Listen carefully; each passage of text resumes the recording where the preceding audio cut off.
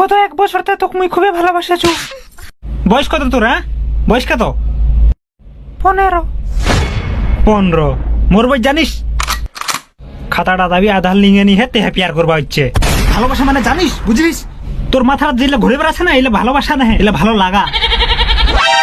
দেখতো দাঁতলার অবস্থা কি হয়েছে, গুটকা খাই। কহ কেনকে ভালো ভাতার মিলবে মাই? শুনলো সময়? বিশ্বাস নি হইলে ঘরে যায় আইনা খান একবার দেখিস। এত সুন্দর মুখ, এত সুন্দর চুল, এত সুন্দর গাল। আরে মুখ তো ছড়াক তোর দানা ছাপড়িলাও দিবানা হয়ে যাবে।